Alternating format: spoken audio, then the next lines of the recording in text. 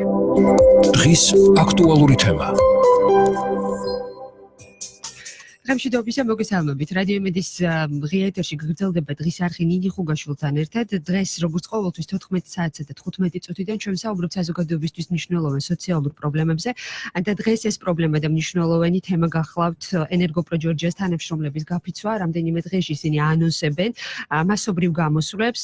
ამირან ზენაიშვილი საქართველოს ენერგეტიკის მუშაკთა პროფკავშირების თავმჯდომარე გახლავთ გადაცემის სტუმარი, ასევე ენერგო ჯორჯიას პროფკომიტეტის თავმჯდომარე ალექსანდრე ჩოხელი. ჩვენ ვსაუბრობთ ენერგეტიკოსების მთავარ მოთხოვნაზე, რა არის მიზეზი, რის გამოც ისინი აპირებენ გაფიცვას და ანონსებენ მასობრივ გამოსვლებს. მოგესალმებით, უხმის მადლობას გიხდით გადაცემაში მონაწილეობისთვის. როდის დაიწყო პრობლემა და რასთან გვაქვს ამ ეტაპზე საქმე? დავიწყოთ თუ შეიძლება თქვენ და შემდეგ უშუალოდ ენერგო ჯორჯიაში მიმდინარე პროცესების შესახებ მინდა მოვისმინოთ ხადია თქვენგან ინფორმაცია. ჩვენ ოფიციალური ინფორმაციის მიღება ვცადეთ თავად კომპანიისგან, რომლებიც მათმა წარმომადგენელმა განაცხადა უარი ღია ეთერში საუბარზე, ჩართვაზე და თქვა, რომ გავრცელებელ განცხადებას, რომელიც ამ დრომდე ჩვენამდე არ მოსულა ყოველ შემთხვევაში და როგორც კი მივიღებთ, აცხადი ამის შესახებ ვისაუბრებთ კიდეც. მანამდე მოვისმინოთ ინფორმაცია, რა არის მიზეზი, რის გამოც ასეთი ტალღა გორდება რამდენიმე დღეში. მოწვევისთვის ეს პრობლემა რა თქმა უნდა არ დაწყებულა დღეს, წლების განმავლობაში ენერგო პროში დასაქმებული ადამიანები სამართლიანად ითხოვენ ღირსეულ პირობებს. თქვენ მოგეხსენებათ, რომ ქვეყნისთვის სტრატეგიული ობიექტი, რომელიც ფაქტიურად ემსახურება საქართველოს კონტროლებად მთელ ტერიტორიას, ახორციელებს დისტრიბუციას თბილისის გარდა, ძალიან მნიშვნელოვანია იქ დასაქმებული ადამიანების ჯანსაღი სოციალური გარემოთი უზრუნველყოფა. ამ ფონზე პირიქით ხდება, რომ ენერგოპროში დასაქმებულ ადამიანებს აქვს ყველაზე დაბალი ხელფასი, შეიძლება ითქვას, ენერგეტიკის სისტემაში დასაქმებულ სხვა ადამიანებთან მიმართებაში. ანუ ელექტრიკოსს, რომელიც არის სპეციალისტი და სხვა სამუშაო ადგილებზე აქვს 1000-1100 ლარი ხელფასი, ფაქტიურად 650 ლარს იღებენ ხელზე და ეს ხდება მაშინ, როდესაც ფაქტიურად გაორმაგებული და გასამაგებულია ენერგო პროში დასაქმებულთა შრომითი ესე ვთქვათ სამუშაო შესრულების მოცულობა. რეალურად თავისით მიდიან უკვე დასაქმებულების სამუშაოდან, რომლებიც გახლავთ პროფესიონალები და ცდილობენ, რომ სხვაგან იპოვონ სამუშაო ადგილი, იმდენად დაბალია ანაზღაურება, ფაქტიურად მოშლილია და არ მუშაობს ზეგანაკვეთური ანაზღაურების სისტემა და გახშირდა, ესე ვთქვათ, შრომით სამუშაო ადგილებზე, შრომის ურთიერთობასთან დაკავშირებული პრობლემების და სამუშაო შემთხვევების რიცხვი და ჩვენ ბუნებრივია ამ საკითხთან დაკავშირებით არაერთხელ მივმართეთ ადმინისტრაციას, თუმცა პირიქით უკუჩვენება მივიღეთ მათი მხრიდან, ნაცვლად იმისა, რომ გვემსჯელა და გადაგვეწყვიტა ეს საკითხები, ისინი ცდილობენ პირიქით ზეწოლა მოახდინონ ჩვენს პროფკავშირის წევრებზე, გაანთავისუფლეს კახეთის რეგიონული პროფკავშირის თავმჯდომარე. თქვენ იცით, რომ დაანონსებული გვაქვს პარასკევს აქცია პირველ საათზე და როგორც მოგდის ინფორმაციები, უკვე მაქსიმალურად ცდილობენ, რომ არავინ არ ჩამოვიდეს რაიონებიდან, ზეწოლას ახდენენ დასაქმებულებზე, რომ არ შეუერთდნენ აქციას და ეს ხდება მაშინ, როდესაც სახელმწიფოს მხრიდან ფაქტიურად დაანონსებულია, რომ დემოკრატიული პრინციპები არის უმთავრესი, სიტყვის თავისუფლება არის უფრო მაღალ დონეზე და ამ დროს ორგანიზაცია, რომელიც გახლავთ ევროპული ორგანიზაცია, ჩეხეთის ორგანიზაცია, ხდება მსგავსი რამ. ჩვენ ვცდილობთ, რომ მივაწვინოთ მის დამფუძნებლებსაც ხმა, რომ რეალურად რასთან გვაქვს საქმე, ეს რატომ ვლინდება ესეთი მოქმედებები, რატო ცდილობენ, რომ ჩაახშონ ამ ადამიანების ხმა, რატო ცდილობენ ზეწოლას პროფკავშირის წევრებზე და რეალურად არ სურთ იმსჯელონ ამ საკითხებზე, სანამ არ დადგებიან ფაქტის წინაშე. ხელფასების მატებას ჩვენ გვაქვს საფუძველი, ესე უსაფუძვლოდ არ ვიტყოთ. რა არის მთავარი არგუმენტები? მთავარი არგუმენტი გახლავთ ის, რომ სულ მცირე გაუთანაბრდეს ენერგეტიკაში დასაქმებულების სხვა მსგავს თანამდებობებზე არსებულ სახელფასო ოდენობას, პირველი რომელიც ქვეყანაში არსებობს და ისე დიდ კომპანიას, რომელიც არის ენერგო ჯორჯია, არ უნდა კონდეს ელემენტარულად აი ესეთი განცდა. სხვა შემდეგი არგუმენტი გახლავთ. დავაზუსტებ თუ შეიძლება. სხვა კომპანიის ანალოგიურ პოზიციებზე მომუშავე პირების ხელფასი არის გაცილებით მაღალი საქართველოში. ვიდრე არის ერთ-ერთი უმსხვილესი კომპანიის ანაზღაურება. ეს არის ერთ-ერთი არგუმენტი. მეორე არგუმენტი გახლავთ ის, რომ ფინანსური თვალსაზრისით ჩვენ რაც მოვიკვლიეთ მასალები, დაახლოებით 180 მილიონი აქვს მოგება ბოლო 2 წლის განმავლობაში კომპანიას. გაზრდილია წინასწრებთან შედარებით. ეს რა თქმა უნდა, სწორედ იმ ადამიანების დამსახურება არის, რომელიც თავის სიცოცხლის ფასად და რისკის ფასად ფაქტობრივად ახორციელებენ სამუშაოებს და იმაზე მეც აკეთებენ, ვიდრე მათ ეკუთვნით. აი ამათ ხრებზია ზუსტად ეს დამატებითი მოგება და უსამართლოა ელემენტარულად, რომ 15-20 მილიონზეა საუბარი, როცა 180 მილიონი დამატებით მოგება გაქვს, რომ გაუთანაბრდეს და რეალურად შეივსოს ეს თანხა. ჩვენ მოვისმინეთ ახლა გუშინ მაგალითად ენერგოპროს ბატონი ბოცვაძის დირექტორის პოზიციები, რომ თითქოს ტარიფის გაზდას დაუკავშირა ხელფასების ზრდა და თითქოს 37 მილიონია საჭირო ამის გაზდისთვის. სწორედ ამიტომ მკითხეთ, აქვს თუ არა რესურსი დღეს ეს არ არის მართალი, ჩვენ არ ვითხოვთ ტარიფების ზრდას, ბუნებრივია, ჩვენ ვითხოვთ იმ მოგებიდან, რომელიც მათ აქვთ და გაეზარდათ, იქიდან გაიმეტონ, ესე თქვა, დასაქმებულებისთვის რაღაცა ის თანხა, რომელზეც საუბარი არის, არანაირი 37 მილიონის მომატებაზე აქ საუბარი არ არის, თუ კი ისინი ფიქრობენ, რომ თავად მაღალ მენეჯმენტსაც მოემატოს ხელფასი და 37 მილიონს ესეთვლიან, რა თქმა უნდა არ მივესალმებით, ჩვენი ერთ-ერთი უმთავრესი არგუმენტი ხელფასების გაზრდის კიდე გახლავთ ის, რომ არათანაბარი ხელფასების ოდენობა არის განსაზღვრული. რას გულისხმობთ? ანუ ზოგადად ესეც სავარაუდო ციფრებით რო ვთქვა, 77 მილიონია სახელფასო ფონდი.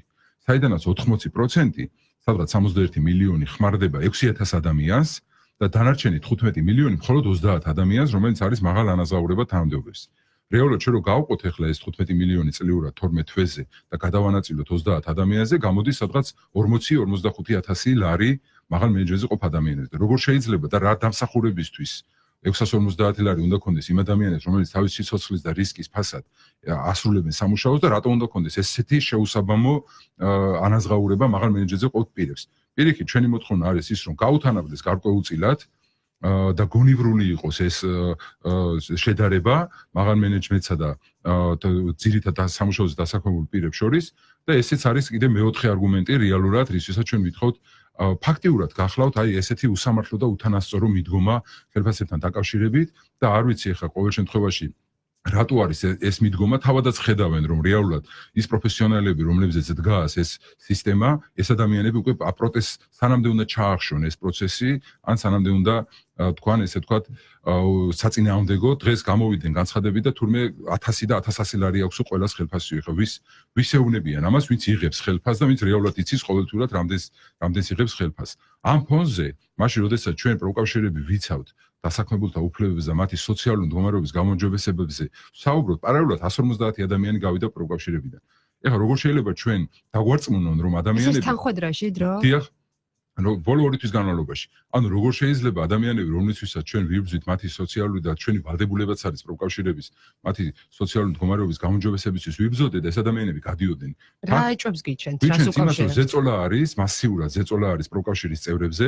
მე უბრალოდ მინდა ვისარგებლო შემთხვევით და მოუწოდო ადგილობრივ მენეჯერებს და ხელმძღვანელობას, რომ არ გასცენ ესეთი მითითებები პროფკავშირის წევრების მიმართ ზეწოლის და არ შეასრულონ მენეჯერებმა ეს უკანონო მითითებები, რომ პროფკავშირის წევრებზე მოხდეს ზეწოლა. ვინაიდან მე ვიცი, რომ მენეჯერებსაც არ აქვს ფუფუნება და თვითონ ძალიან დიდი შრომის ფასად უწევთ იქ რაიონში შენარჩუნება სიტუაციის და მათი კეთილდღეობაც არის ის, რომ თავისი დასაქმებულებები ადგილზე იყოს ჯანსაღი, ვინაიდან სამუშაოს ეფექტს მივიღებთ სწორედ აი ჯანსაღი ურთიერთობით. ის ძირითადი არგუმენტები, ის ძირითადი მოთხოვნები, რამდენად გააცანით, რამდენად გქონდათ შესაძლებლობა თავად ენერგოპრო ჯორჯიას ხელმძღვანელობას ესაუბრისით, თქვენ აღნიშნეთ, რომ არ არის მათგან ის დამოკიდებულება, რომელიც გარკვეული ტიპის იმედებს აჩენს, პრობლემის მოგვარების კვალდაკვალ, თუმცა მაშინ როდესაც რამდენიმე დღეში თქვენ აანონსებთ მასობრივ გაფიცვას, მაშინ როდესაც ავარაუდოთ აქციას, კი ბატონო, მაშინ როდესაც რეალური პრობლემის წინაშე დგება კომპანია და ცხადია, ასეთი სიდიდის კომპანია ამას აცნობიერებს თავისთავად, ხო? რა ნაბიჯებს, რა საპასუხო ნაბიჯებს ხედავთ? ჩვენ ფაქტიურად ვართ პროფკავშირული ორგანიზაცია, რომლებიც სამართლების ჩარჩოებს არ გავცდებით და ყველაფერს კანონის შესაბამისად, რაც ჩვენში ორგანული კანონით შრომის კოდით გვაქვს მონიჭებული, ჩვენ მივწერეთ პირველ რიგში, რა თქმა უნდა, წერილობით ამასთან დაკავშირებით, კოლექტიური ხელშეკრულება, რომელიც ჩვენ გვაქვს და გაფორმებული და გაუგრძელდა ეხლა ვადა, ფაქტიურად ის არსებითი საკითხები, რომლებიც ჩვენ ქონდა არც ერთი არ გადაწყვეტილა, ეს საკითხები დარჩა ღიად. ჩვენ რა თქმა უნდა მივმართეთ არაერთხელ წერილობით, ჩვენ ასევე ვაპირებთ პარასკევს უკვე აქციის დღეს, რომ მივმართოთ მედიაციას ჯანდაცვის სამინისტროს, რათა მედიაცია ჩაერთოს ამ პროცესში და იქ შესაბამისად ჩვენ გვეძლევა ამის უფლებამოსილება. ყველა ზომას ვიხმართ ჩვენ, რაც კანონით მონიჭებული გვაქვს, სოციალური დიალოგის ფორმატში გადავჭრათ ეს საკითხები ჯანდაცვის სამინისტროს ჩართულობით და ჩვენი თვითმიზანი არ არის რაღაცა ესე ვთქვათ პროვოკაციული ნაბიჯები ან ასე შემდეგ, რომელთაც თავად უნდათ ეხა ადმინისტრაციას თითქოს შეაფასოს ეს, რომ თითქოს ჩვენ რაღაცაც ამით ქულებს ვიწერთ და თითქოს ვიღაცის ინტერესებია და შემდეგ აბსურდულია ეს. მე ჩვენ ველოდით კიდეც იმას, რომ რაღაცა მსგავსი შავი პიარის მსგავს დაიწყებენ, რომ წარმოაჩინონ. ჩვენი ინტერესი პირადად არის, რომ პირიქით გაძლიერდეს ორგანიზაცია, რათა ეს სიკეთე და კეთილდღეობა გადავიდეს ჩვენს წევრებზე. ჩვენი თავი ინტერესი არის ის, მაგრამ ამას ველოდებით ჩვენ წლების განმავლობაში. ზეგანაკვეთურთან დაკავშირებით კანონში წერია, რომ ზეგანაკვეთურის ანაზღაურება უნდა მოხდეს გაზრდილი ოდენობით. თუმცა ცალსახად თავის შინაგანაწესში შეიტანეს ესეთი ჩანაწერი, რომ ზეგანაკვეთურის ნაცვლად აძლევენ დამატებით დასვენების დღეს. ფაქტიურად 90%-ს არ აქვს სურვილი ეს დამატებითი დღის ესეთი მსგავსი ჩანაწერის, ვინაიდან შე შემთხვევაში კუთვნილ შეულებასაც კი ვერ იყენებს ადამიანები, რომელიც დამატებით შეულებაზეა საუბარი, მაგრამ ნახეს ეგრეთ წოდებული ეს დამახინჯებული მექანიზმი და სურთ რომ გაიტანონ ეს საკითხი, მაშინ როცა პირდაპირ წერია ორგანულ კანონში, რომ ხალხთა შეთანხმების საგანია ეს. ის რომ ზეგანაკვეთურის საკითხს ჩაწერს შინაგანაწესში ცალმხრივად და შემდეგ თავს მოახვევ ამას დასაქმებულს, ეს არის ჯანსაღი ურთიერთობა. რა თქმა უნდა, ყველა სურვილი აქვს რომ მიიღოს დამატებითი ანაზღაურება შესაბამის გაზრდილი ოდენობით, რის მექანიზმის ფაქტურად არ არსებობს. ბატონო არჩილ, ბატონი ამირანი საუბრობდა უკაცრავად დაახლოებით 150 ადამიანის გასვლაზე პროფკავშირებიდან ბოლო 2 თვის განმავლობაში, მაშინ როდესაც ჩვენ სახეზე გვაქვს მიმართულება, როდესაც უკვე იწყება, ხო, ერთგვარი პროტესტის ტალღა თავად ენერგო ჯორჯიაში. როგორია მათი სამუშაო დღე, განრიგი, მოვალეობები, ანაზღაურების შესახებ მივიღეთ უკვე ინფორმაცია და ზეგანაკვეთური სამუშაო რატომ არ ხდება ამის ანაზღაურება, რა პასუხები აქვთ ძირითადად და რამდენად ხშირად უწევთ მათ არანორმირებულ გრაფიკში მუშაობა? ბატონო, მოგახსენებთ, მოგესალმებით მადლობა მოწვევისთვის, მივესალმებით კონსმენელს. სამუშაო დღე ფაქტიურად არის 24 საათიანი, თანამშრომლებს ტექნიკურ პერსონალზე გამომახვილებთ მაინც ყურადღებას, ვინც რეალურად ასრულებს ამ კომპანიაში ამ ტექნიკურ სამსახურს. ფაქტიურად 24 საათიანში უწევთ რეჟიმში უწევთ მუშაობა, ტელეფონის გამორთვის საშუალება ფაქტიურად არ აქვთ, იმიტომ რომ ნებისმიერ ავარიაზე, ჩართვაზე, გამორთვაზე და ნებისმიერ სხვა რაღაც საქმეებზე, როცა დაავალებენ მაშინ უნდა შეასრულონ. თუმცა სამწუხაროდ კომპანიაში არ არსებობს ერთი მექანიზმი, რომელიც აღრიცხავს ამ ზეგანაკვეთურ ნამუშევარს. ამასთან დაკავშირებითაც ქონდა კომუნიკაცია ადმინისტრაციასთან, რომელმაც გითხრა, რომ ეს მოითხოვს კიდევ უფრო დამატებით რესურსს. რისი საშუალებას ჯერ დღესდღეობით კომპანიას არ გააჩნია, თუმცა აქვთ რაღაც გარკვეულწილად რაღაც მექანიზმი. როდესაც ხდება ეს ბუნებრივი სტიქიები და ერთი რეგიონიდან სხვა რეგიონებში გადაყავთ, ამ შემთხვევაში ადმინისტრაცია, ასე ვთქვათ, გამოიჩენს კეთილნებას და ამ ზეგანაკვეთურ ნამუშევარს, ასე ვთქვათ, ძალიან ცუდ პირობებში როცა ყავთ თანამშრომლები, ამას ამ რაღაც გამონაკლისის სახით აუნაზღაურებენ. მინდა შევეხო ამ თემას, რომ 2007 წლიდან როცა შემოვიდა ენერგო ჯორჯია და დაიწყო ოპერირება საქართველოში, იმ დღიდან მქონდა კომუნიკაცია ამ საკითხებთან დაკავშირებით, რომ თავიდანვე ყოფილიყო რაღაც ჩარჩოში ჩამზარი, ეს მინიმალური ხელფასის ოდენობა და ზეგანაკვეთურის ანაზღაურება. თუმცა იმ პერიოდში სამწუხაროდ პროფკავშირებს ნაკლებად უსმენდნენ და 99%-ით იგნორირებული ვიყავით და ფაქტიურად დევნილებიც ვიყავით, ასე ვთქვათ. ეხა რა შეიცვალა დღეს? დღევანდელი რეალობა არის ის, რომ უბრალოდ რაღაც გარკვეული სახის კომუნიკაციას ვამყარებთ. თორე შედეგობრივად რეალურად ვერანაირი შედეგი ვერ დავდეთ. და არ გამოვიდა ის მოთხოვნები, რაც ხალხიდან მოდის და უდმივად აპელირება არის ადმინისტრაციის მხრიდან თურმე პროფკავშირი რაღაცას იგონებს და ეს ხალხიდან არ მოდის.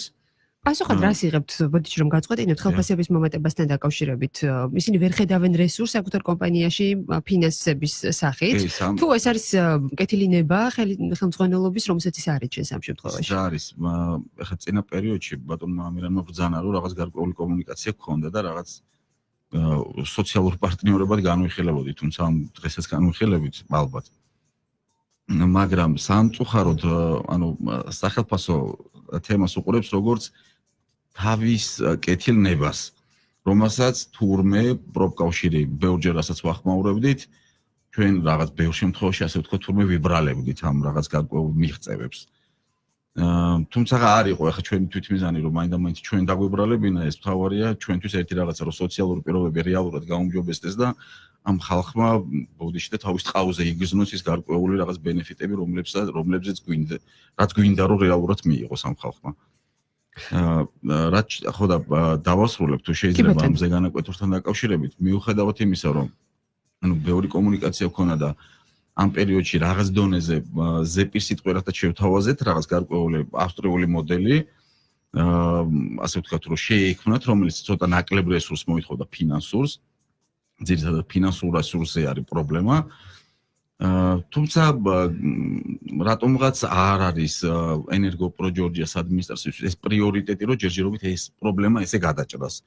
იმიტომ რომ ის იმწვავედ არ დგას დღეს ეს კომპანიაში ხალხს ასე თუ ისე თავისი ძალებით და რამდენი არიან ერთსულოვანი თანამშრომლები? იცით რა არის სამწუხაროდ განმავლობა პერიოდმა და დღევანდელი სახის მენეჯმენტმა რაც ენერგოპროში არის ამ ხალხს ძალიან შეუზღუდა თავისუფლად ხმის ამოღების უფლება. დღესაც მთელი დღის განმავლობაში რეგიონებიდან რეკავენ გვეუბნებიან რომ აი პარასკევს როცა თქვენ დაანონსეთ აქცია გვითხრეს რომ მოხვალთ დაჯდებით ოფისებში საქმეზე არ გახვალთ რომ იქ სიტყვაზე ვიღაცა მინდვრიდან არ გამოიპაროს და არ ჩამოვიდეს იჯდებით აქ ოფისებში ისინი დაამთავრებენ აქციას და მერე გახვალთ და გააგრძელებთ ამ საქმიანობას და ესეთ რეჟიმში უბრალოდ ამ განცხადებასთან დაკავშირებით რეაგირების მექანიზმი და რას გეგმავთ უშუალოდ პარასკევს მოდით ვისაუბროთ თუ შეიძლება მოკლეს არეკლამო ჭრის შემდეგ გადაცემის მეორე ნაწილში ჩვენ ვსაუბრობთ ენერგოპროჯორჯიას თანამშრომლების მასობრივი გამოსვლების შესახებ არ არისო გაფიცვა თქვენ შემისწორეთ ეს არის აქცია და თქვენ იყენებთ ამ შემთხვევაში კონსტიტუციურ უფლებას ნებისმიერი დასაქმებულისა რომელსაც შეუძლია თავისუფლად გამოხატოს საკუთარი პოზიცია მით უფრო მაშინ როდესაც სამშაო პირობები არის არანორმირებული, ანაზღაურება არის არანორმირებული და ზეგანაკვეთური სამშაო ფაქტობრივად არასდროს ანაზღაურდება. გარკვეული გამონაკლისების გარდა რომელზედაც თქვენ ისაუბრეთ ძალიან მცირე კუთხით. ამირან ზენაიშვილი საქართველოს ენერგეტიკის მუშაკთა პროფკავშირების თავმჯდომარე და ასევე ენერგოპროჯორჯიას პროფკომიტეტის თავმჯდომარე ალექსანდრე ჩოხელი გახლავთ გადაცემის სტუმარი. ჩვენ კვლავინდებურად ველოდებით გამოხმაურებას ენერგოპროჯორჯიასგან, რომლებმაც განაცხადეს, რომ ჩართვაში არ მიიღებენ გადაცემის მსვლელობის ეს მონაწილეობას და გავრცელებენ ოფიციალურ განცხადებას. დღის აქტუალური თემა. ეს არის დღის არხი. რადიო იმედზე. ნინი ხუგაშვილთან ერთად. რეკლამის დრო რადიო იმედზე. საუკეთესო საგაზაფხულო პირობები ავტოსესხზე სვის კაპიტალისგან. გაცემის საკომისიო 0, გირავნობის ხარჯი 0. იჩქარეთ, მიიღეთ 100,000 ლარამდე თანხა ავტომობილის უზრუნველყოფით კიდევ უფრო მარტივად. ეფექტური წლიური განაკვეთი 50%. ეწვიეთ სვის კაპიტალს დღესვე, ან გაიგეთ მეტი აქციის შესახებ ნომერზე 2-300-300. სვის კაპიტალი, შენთვის შექმნილი ხარისხი, სისწრაფე და სიმარტივე. ფარმადეპოში ბეჭდების აქცია დაიწყო. ყოველ 20 ლარზე მიიღე 1 ბეჭედი, შეაგროვე ბეჭდები და მიიღე 50%-იანი ფასდაკლება ბავშვთა პროდუქციაზე, სამკურნალო კოსმეტიკაზე, თავის მოვლის საშუალებებზე და სამედიცინო ტექნიკაზე. ფარმადეპო, ადგილი, სადაც ფარმაცევტი თქვენს ჯანმრთელობაზე ზრუნავს. ფინგაბანკის ფულადი გზავნილების აქცია დაბრუნდა. ჩაერთეთ აქციაში, იაქტიურეთ და მიიღეთ ფულადი პრიზები. შექმნით თქვენი გზავნილების ისტორია ფინგაბანკში. დაგვირეკეთ ფიფკი 49-49. ისევ რეკლამა გადის, ხო? კარგი. სანამ რეკლამა დავთავრდება, რაღაცას მოგიყვებით. ამ პერიოდში ძალიან ბევრი ადამიანია გაციებული და ყელიც ტკივა. იცოდეთ, ყელის ტკივილის დროს ლივანგინი ძალიან ეფექტური საშუალებაა. სწრაფად ხსნის ტკივილს, სპობს ბაქტერიებს და ვირუსებს, აკრობს ანთებას. მოკლედ, ნამდვილად საუკეთესოა. კარგი, მე ახლა წავედი. ეს რეკლამაც ალბათ მალე დამთავრდება. იჩქარეთ, აქცია ბაზის ბანკში უპრეცედენტო პირობებით სამომხმარებლო სესხებზე დაიწყო. წლიური საპროცენტო განაკვეთი მხოლოდ 5.5%-დან, ეფექტური 11.1%-დან, ვადა 48 თვემდე, თანხა 40,000 ლარამდე. სოკოვანი ინფექცია მნიშვნელოვნად აზიანებს განსადაფრჩხილებს. ავსტრიული პრეპარატი ექსოდერილი წვეთებისა და კრემის სახით ღრმად აღწევს დაზიანების ადგილას და ეფექტურად ებრძვის სოკოვან ინფექციას. ექსოდერილის მაღალი ეფექტურობა დასტურდება მისი 40-წლიანი გამოცდილებით მსოფლიო ბაზარზე. გამოყენებისას გაეცანით ინსტრუქციას გვერდითი მოვლენების შესახებ დეტალური ინფორმაციის მისაღებად მიმართეთ ეკიმს. ლიდერბეთი წარმოგიდგენთ აქამდე არსებულ ყველა სპორტის აქციას ერთად. აირჩიეთ თქვენთვის სასურველი მოგების შესაძლებლობა. 3-1, 1+1, 3+1, ან ჯეკპოტის მოგების შანსი. დადეფსონი ლიდერბეთზე სპორტის ნებისმიერ სახეობაში და გახადე მოგება შენზე მოგებული. ლიდერბეთი, ლიდერი ინტერნეტ სივრცეში. 2-3-3-105-9 რადიო იმედის სარეკლამო სამსახური.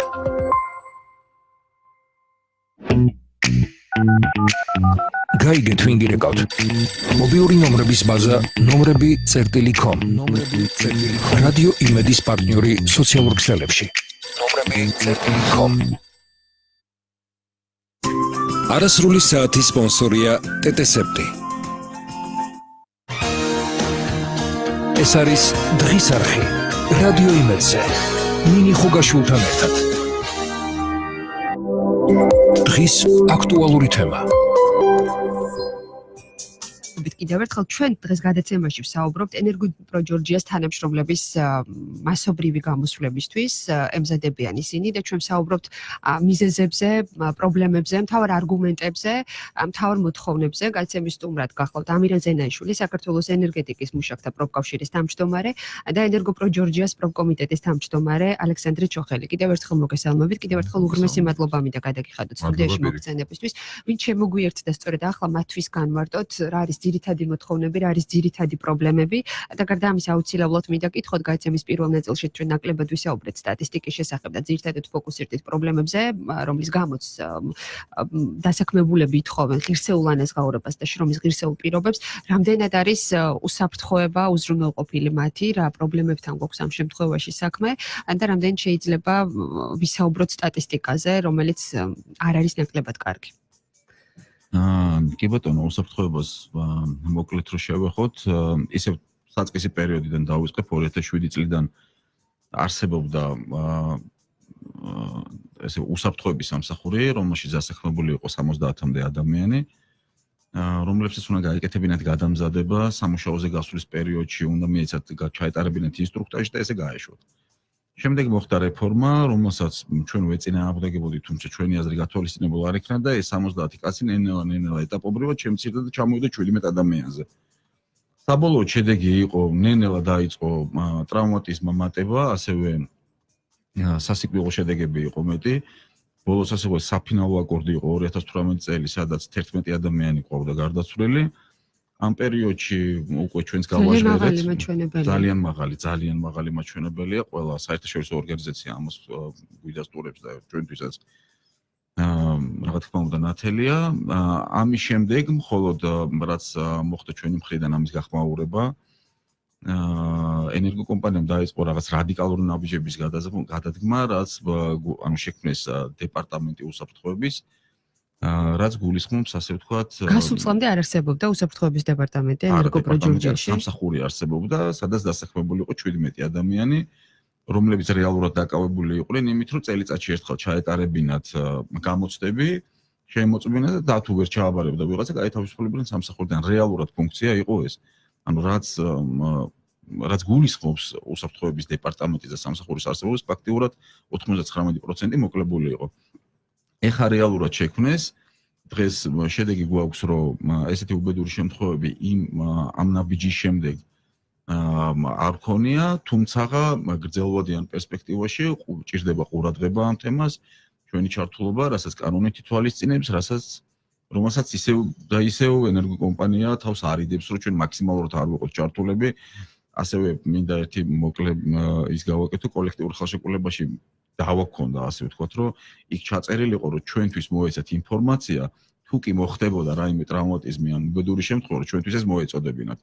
ესე იგი ინტერესი იყო იმის, რომ ესაც შევთანხმდით, ეს ჯავი არ გახმაურებულიყო არც ერთი შემთხვევა.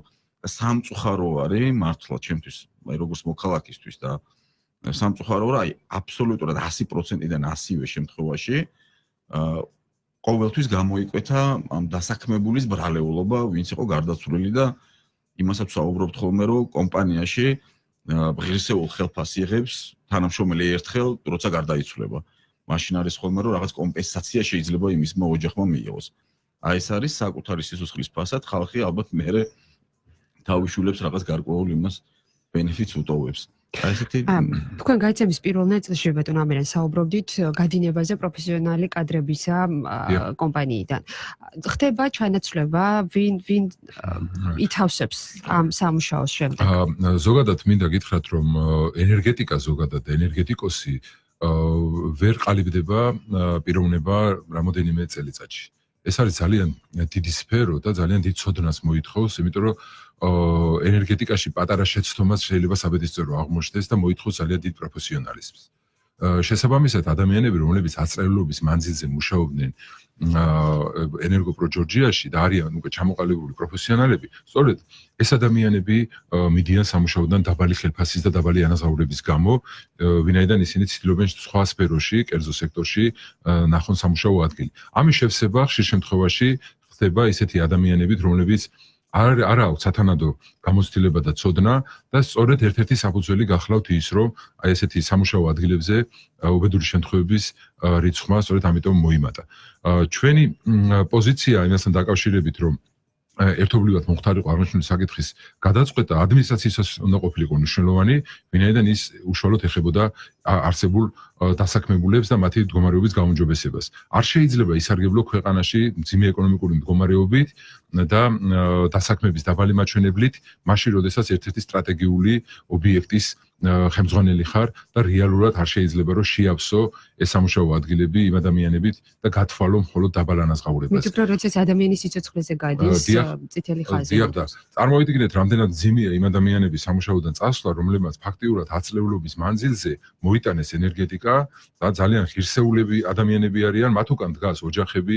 ელემენტარულია, რომ რაიონებში ფაქტიურად იცი თქვენ, რომ ძალიან დაბალია დასაქმების მაჩვენებელი და ხშირ შემთხვევაში ერთ დასაქმებულზე არა მარტო ოჯახის წევრები, არამედ შესაძლებელია ბევრი ახლობლის ელემენტარული გამოყვებაც არის დამოკიდებული და მათ შორის უმრავლესობას ბანკის ვალები აქვთ უმძიმესი მდგომარეობა და რეალურად ადამიანები, რომლებიც ფაქტიურად სიცოცხლის ფასად მუშაობენ და დილიდან საღამომდე აქვთ სამუშაო რეჟიმი, ელემენტარული პირობები არ აქვთ, რომ იარსებონ ჯანსაღად და ნორმალურად. და მაშინ, როდესაც ხარ ესეთი დიდი ორგანიზაციის და მასშტაბური ორგანიზაციის ადმინისტრაცია და ადმინისტრირებას უკეთებ და ხელმძღვანელი, ეს ელემენტარული რეგულაცია მაინც უნდა დაარეგულირო.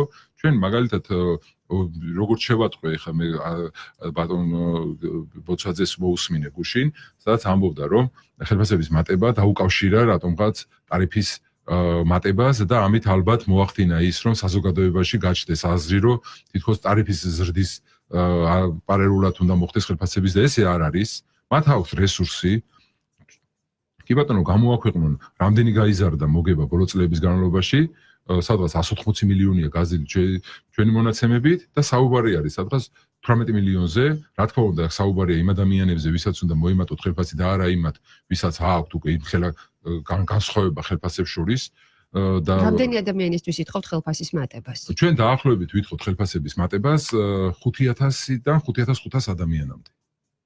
ბატონი ალეკო შეიძლება უფრო ზუსტად დაასახელოს ციფრი.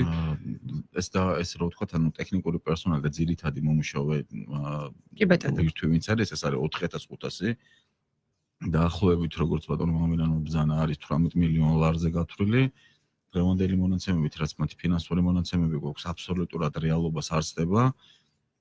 სხვა კომპანიის მონაცემებს და მოგებებს თუ შევადრით, იმ სხვა კომპანიებთან შედარებით საკმაოდ დიდი მოგება დარჩებათ. იმ შემთხვევაშიც თუ ამ 18 მილიონიან ნაბიჯს გადმოგავენ. თქვენ თვლით, რომ რესურსი კომპანიას აქვს ხელფასების მატებისა, თუმცა მათ კეთილნებაზეა დამოკიდებული პროცესების გაგრძელება.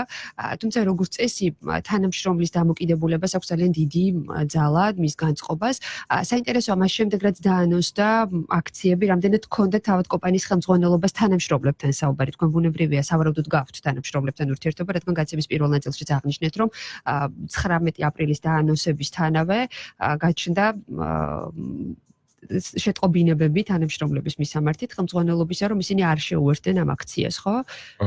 კი ბატონო, ანუ ჩვენ რაც მოგდის ინფორმაცია გახლავთ ის, რომ რეალურად ამ აქციას არ შეუერთდნენ რაიონებიდან და ხდება ამასთან დაკავშირებით კონტროლი, ვიცით რომ სხვადასხვა დეზინფორმაციები ვრცელდება, რომ ფაქტიურად ჩაახშონ ეს ჩვენი აქტივობა, თითქოს ეს მხოლოდ პროფკავშირებიდან გამომდინარეობს და არა დასაქმებულებიდან და თითქოს მათ ყველაფერი რიგზი აქვს და ხელფასები 1000-1100 ლარი აქვს და ჩვენ პროფკავშირები ვითხოვთ ამ საკითხს და ფაქტიურად ადამიანები, რომლებიც ზოგადად ეს ენერგო პროჯორჯიას არ ეხება, ზოგადად ქვეყანაში არის ესეთი მდგომარეობა, როდესაც არის უმუშევრობის ესეთი მაღალი მაჩვენებელი, უბრალოდ ადამიანებს ეშინიათ სამსახურის დაკარგვა, სოლიდარობის თვალსაზრისითაც დაბალი მაჩვენებელი გვაქვს, მაგრამ ეს არ ნიშნავს იმას, რომ ჩვენ უნდა შევეგუოთ ამ საკითხს და პროფკავშირები იმისთვის ვარსებობთ, რომ უნდა ვიბრძოლოთ მაქსიმალურად, რომ ელემენტარულად 19 აპრილს. ჩვენ 19 აპრილს გეგმავთ აქციას.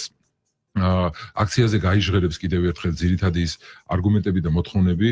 ჩვენ ასევე ვთხოვთ ყველა დაინტერესებულ პირებს, რომლებიც ენერგეტიკა აინტერესებთ, რომელსაც ქვეყნის ხვალინდელი სტრატეგიული მომავალი აინტერესებს, ენერგოუსაფრთხოების თვალსაზრისით და ასე შემდეგ, ჩაერთონ ამ საკითხში. მე ვფიქრობ, რომ ეს მარტო ენერგო პროჯორჯიას და დასაქმებულების საკითხი არ არის. კომპანია, რომელიც ესე ვთქვათ, ინვესტორი შემოსულია ქვეყანაში და ფაქტიურად უდიდესი ნაწილი გააქვს ქვეყნის გარეთ, ეს მე მგონი არის ქვეყნის პრობლემაც. გაცემული ხელფასი გახლავთ ზუსტად ინვესტიცია. წარმოიდგინეთ თქვენ იმ 5000 ადამიანს, რომელსაც მოემატება ხელფასი, ის ადამიანი ისევ თავის ქვეყანაში დახარჯავს იმ თანხას და ზუსტად ეს არის ქვეყანაში ჩადებული ინვესტიცია. და არა ის, რომ ქვეყნიდან გადავიდა ინვესტიციით რომელიმე ქვეყანაში იყიდიან რაიმე ობიექტს და მე ვფიქრობ, რომ ქვეყნის ინდუსტრიის განვითარებისთვისაც ძალიან მნიშვნელოვანია ის, რომ ღირსეული ანაზღაურების მომენტი უფრო მეტად გაჯერდეს. ჩვენ არ ვითხოვთ რაღაცა შეიძლება ჟღერდეს 50% რაღაც დიდად, მაგრამ ვინ ჩაიხედავს საკითხში, ეს არის ელემენტარული გათანაბრება იმ ხელფასების, რაც ზოგადად ენერგეტიკაში არსებობს და რატო უნდა კონდეს ენერგო კი ბატონო, თუ არ დაკმაყოფილდა მთავარი მოთხოვნა, რომელსაც აყენებთ ენერგო პროჯორჯიას ხელმძღვანელობის წინაშე, რას გეგმები გაქვთ, რას აპირებთ ამ შემთხვევაში და მთავარი მოთხოვნა კიდევ ერთხელ და შევაჯამოთ დღევანდელი ჩვენი საუბარი. ჩვენი შემდეგი მოთხოვნა, ჩვენი შემდეგი ნაბიჯი, პარალელური ნაბიჯი შეიძლება დაერქვას ამას გახლავთ ის, რომ მედიაციის ჩართვას ვითხოვთ, ჯანდაცვის სამინისტროს მიმართავთ ამ საკითხთან დაკავშირებით. მედიაციას აქვს თავისი დრო და ვადები, ვინაიდან მასშტაბურია ეს საკითხი და ზოგადად ეხება არა მარტო დასაქმებულების უფლებებს, არამედ ქვეყნის ეკონომიკას და მის სტრატეგიულ განვითარებას. ვფიქრობთ, რომ ჯანდაცვის სამინისტროს სახით სახელმწიფოც უნდა ჩაერთოს ამ საკითხის მსჯელობაში. შემდეგ ჩვენ გვაქვს ის 21 დღიანი ვადა, სადაც მოხდება რეალურად, მე ვფიქრობ, განხილვა და გადაწყვეტა ამ საკითხების და შემდეგ ჩვენ უკვე კანონით მოცემული ამის შემდეგ უკვე ჩვენ გადავდგამთ ყველა ნაბიჯს, რომელიც რა თქმა უნდა არ გაცდება კანონის ჩარჩოებს, თუმცა იქნება ფაქტიურად ჩვენ ხელთ არსებულ ყველაზე აქცია იქნება პერმანენტული თუ ერთდღიანი ამ ეტაპზე დაანონსებული. ჩვენ ვფიქრობთ, რომ პროფკავშირების იდეა გახლავთ სწორედ ის, რომ ინდივიდები არ იღებენ გადაწყვეტილებას, გადაწყვეტილება მიიღება პროფკავშირების წევრების და მათი აზრის ჩართულობით. ეს მოთხოვნები, რომლებიც ჩვენ გვაქვს, გაუმდინარეობს იქიდან, რომ ადგილებიდან იყო მოთხოვნა, რაიონებიდან იყო მოთხოვნა, ეს წერილობითაც იყო ეს მოთხოვნა, ისედაც ზეპირათაც იყო ეს მოთხოვნა და შესაბამისად მივიღებთ შემდეგ ნაბიჯებს ერთად, როგორც პროფკომიტეტი, წევრები, გადაწყვეტილებას თუ შემდეგი ნაბიჯები როგორ იქნება, რა თქმა უნდა, ჩვენ მაქსიმალურად ყველაფერს გავაკეთებთ იმისთვის, რომ მივიღოთ შედეგი. უღრმესი მადლობა მინდა გადაგიხადოთ გადაცემაში მობრძანებისთვის. ენერგო პროჯორჯიას 1000-ობით თანამშრომელი ხელფასის გაზრდის მოთხოვნით მასობრივ საპროტესტო აქციებს გეგმავს. ენერგეტიკოსებმა დამსაქმებლებისთვის შეიმუშავეს ხუთპუნქტიანი გეგმა, რომლის შესახებ ჩვენ გადაცემის პირველ ნაწილში ვისაუბრეთ და მოთხოვნის დაუკმაყოფილებლობის შემთხვევაში საპროტესტო გამოსვლებს მთელი ქვეყნის მასშტაბით აანონსებენ. გადაცემაში მონაწილეობა არ მიიღო დღეს ენერგო პროჯორჯიამ, მათ განაცხადეს, რომ ღია ეთერში არ მიიღებენ მონაწილეობას და მხოლოდ ოფიციალურ განცხადებას გაავრცელებენ, რომელსაც ჩვენ ცხადია საინფორმაციო გამოშვებების მეშვეობით შემოგთავაზებთ, როგორ განვითარდება მოვლენები ცხადია მივადევნებთ თვალყურს. უღრმეს მადლობას გიხდით გადაცემაში მობრძანებისთვის. ამირან ზენაიშვილი საქართველოს ენერგეტიკის მუშაკთა პროფკავშირების თავმჯდომარე და ალექსანდრე ჩოხელი ენერგო პროჯორჯიას პროფკომიტეტის თავმჯდომარე. მადლობა მობრძანებისთვის. გისურვებთ წარმატებას.